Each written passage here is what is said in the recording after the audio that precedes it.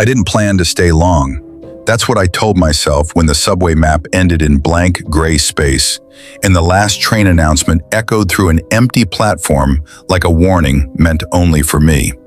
It was supposed to be a weekend escape, a cheap coastal town I found buried in travel forums and abandoned blog posts.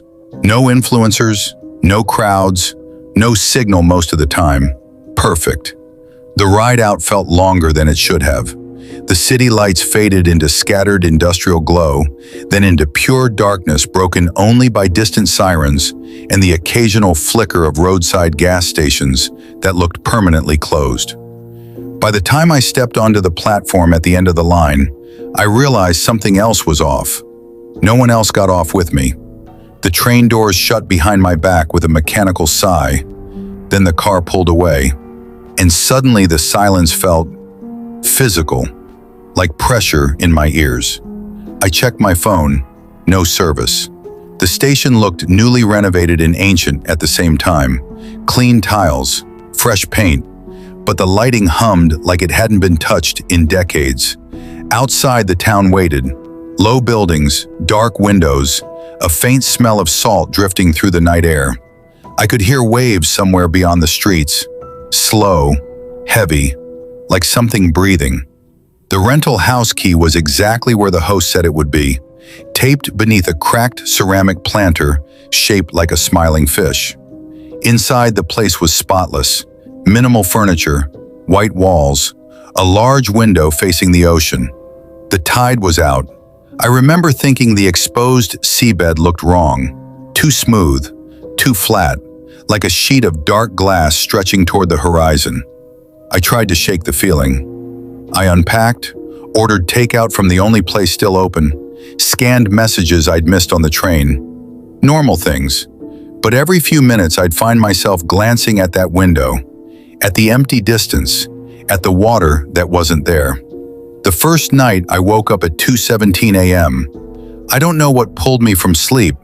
No noise, no dream, just the sense that something had changed. Moonlight spilled across the floor, and the tide had returned. It was closer than before, far closer. The waves moved strangely, not crashing, sliding, like a slow hand creeping across the shore. I stood there for a long time, watching. Something flickered in the reflection on the glass.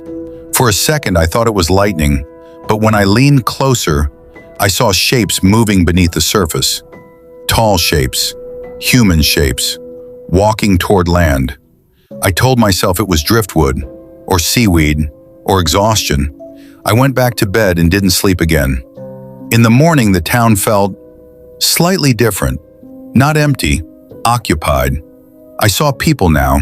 They moved quietly along the sidewalks, heads lowered, faces pale from the harsh coastal light. No one spoke. A woman passed me carrying grocery bags dripping seawater. A man stood outside a convenience store staring toward the horizon like he was waiting for instructions. When I tried to greet them, they didn't respond. It wasn't rudeness. It was like they genuinely didn't hear me, or like they weren't meant to. I checked the time. My phone said it was Thursday. That was impossible. I'd arrived late Friday night. I opened my calendar. All my recent appointments were gone. Messages erased. Photos missing. The only new notification was a weather alert. Tide event expected. Remain indoors after dark. That night, the sirens began. Low mechanical wails drifting across the town. I locked the doors, closed the curtains, turned on every light in the house. But the sound of water kept getting louder. I couldn't help myself. I looked. The ocean was at the edge of the road now, black waves licking the pavement, and people were walking into it, not running, not resisting, just stepping forward like they were answering a call. One by one, I grabbed my phone and started recording. Through the screen, I could see them more clearly. Their reflections lagged behind their movements, like they were slightly out of sync with reality. Then one of them stopped, turned toward the house, toward me. Even from that distance, I could feel the weight of its gaze. The tide surged, and suddenly it was standing in the yard, Water pooled around its feet, but didn't soak into the ground. Its face looked familiar, too familiar, because it was mine. I don't remember opening the door. I don't remember walking outside. Only the cold shock of seawater climbing my legs. The reflection version of me smiled and whispered something I couldn't hear over the sirens. Then everything went dark. When I woke up, the tide was gone again.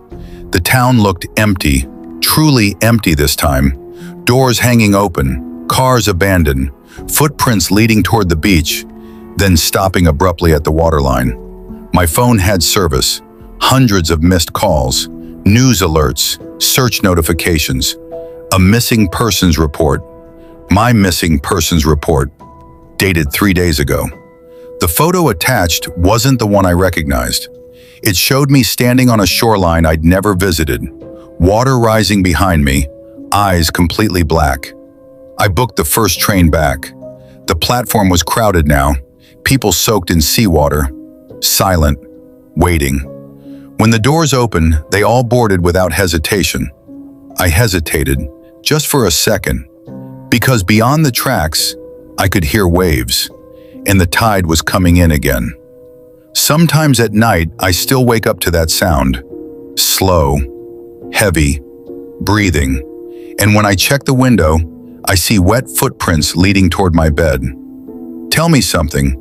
Have you ever dreamed about the ocean and then woken up feeling like part of you never came back? I didn't tell anyone what happened. Not the police, not my friends, not even the therapist my sister insisted I see after I got back. Because how do you explain that you might have left something important behind in a place that technically doesn't exist?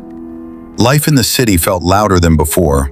Sirens, traffic, late-night voices outside my apartment window. Normal sounds, but underneath them, I could still hear the ocean. A low, endless hush pressing against my thoughts. For the first few days, I convinced myself it was just trauma, shock, sleep deprivation. Then the messages started. Not texts, not emails, weather alerts. Every night at exactly 2:17 a.m., my phone would light up. Tide event approaching. Remain calm. The first time, I laughed. I even showed my sister the notification the next morning. It was gone. Deleted from history. Deleted from screenshots. Deleted from my cloud backups like it had never existed. But I knew what I saw. And worse, I started noticing water where there shouldn't be any. Small things at first. Damp footprints on the subway floor. Condensation dripping down the inside of my car windows, even in dry heat. Once I stepped into an elevator and the carpet squelched under my shoes. No one else reacted. They just stared at the floor indicators like nothing was wrong. Like they couldn't feel it. Like they couldn't smell the salt.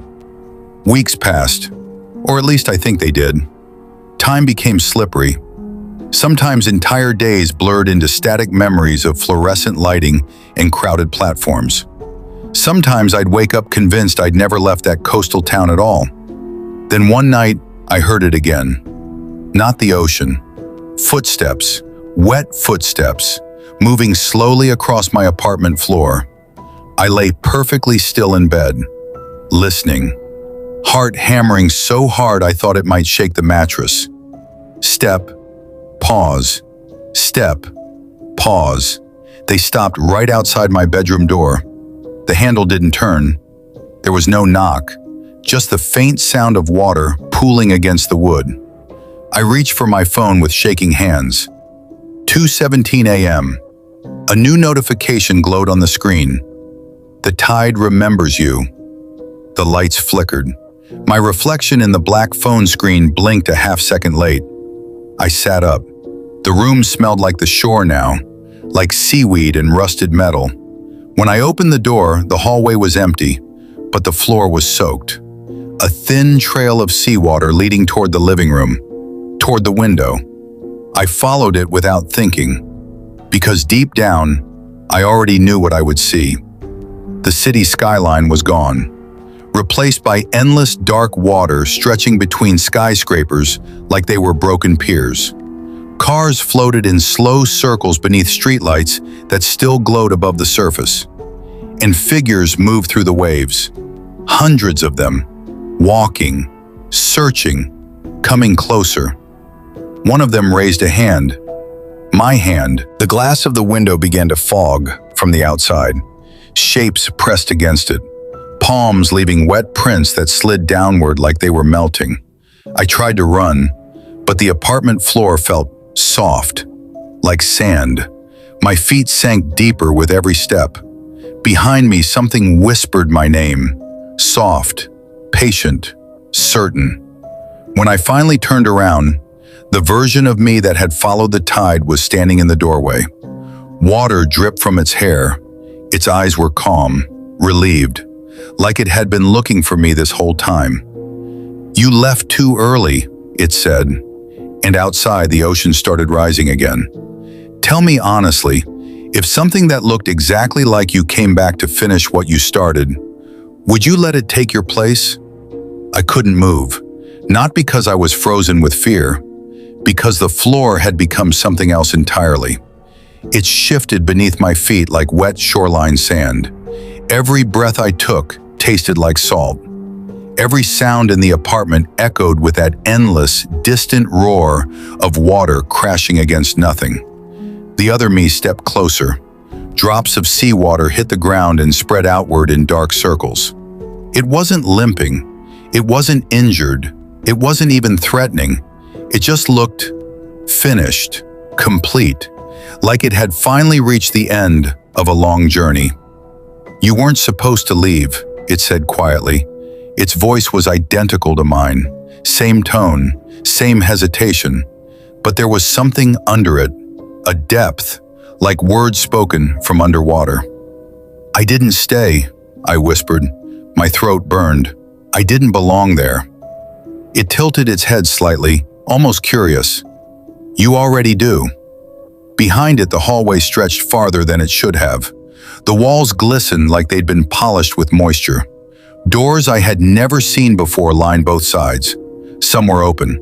Inside them, shadows moved slowly, waiting. The sound of sirens began to rise in the distance.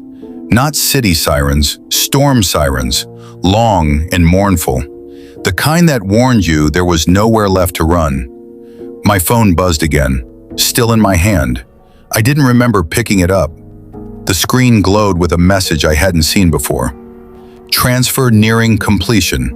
Do not resist the tide." My reflection in the screen didn't match my movements anymore. It lagged.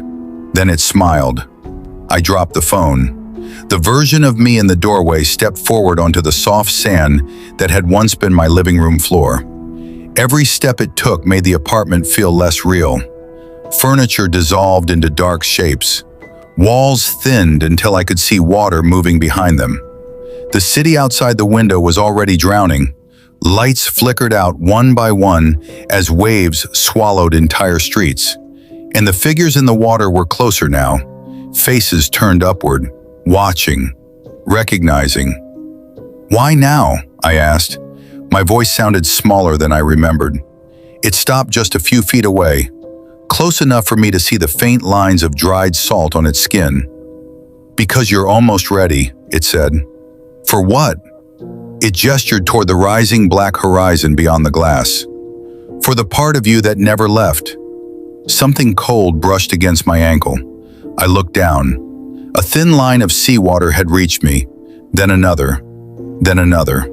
They curled around my feet like living things, pulling, inviting. My memories began slipping away.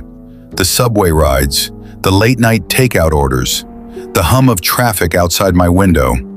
They felt distant, unimportant, like dreams fading in the morning. In their place came new images, standing on that empty shore, watching the tide move backward instead of forward, seeing silhouettes walking out of the ocean like they had been waiting centuries to return, and understanding, deep down, that I had always been one of them. The other me reached out a hand. Its skin was ice cold, but steady, certain. "You don't have to fight it," it said. "You just have to remember." The sirens outside stopped all at once. Silence flooded the apartment. For a moment, everything held its breath. Then the window cracked. A thin fracture spreading across the glass like lightning. Water began to seep through. Slow at first, then faster. The figures outside were right against the building now. Their eyes were empty, peaceful, expectant. I realized something then. This wasn't happening to the city. It was happening to me. The tide hadn't followed me home. I had carried it with me. I had been leaking ocean into my own life since the night I left that town. And now, it was time to finish what I started. I took the hand. The moment our fingers touched, the apartment disappeared. There was no crash of waves, no dramatic collapse, just a quiet shift. Like stepping through a doorway you didn't notice before. The last thing I remember is standing on that endless shoreline again. Hundreds of figures moving past me toward the land, each one leaving wet footprints that slowly faded into nothing. Each one looking relieved, like they had finally come back where they belonged. Somewhere far away, my phone continued to vibrate in an empty apartment, the screen lighting up every night at 2:17 a.m. with one simple message. The tide has made room. Who will be next? Tell me, if you started hearing the ocean where there should only be silence, would you try to escape, or would you follow it back?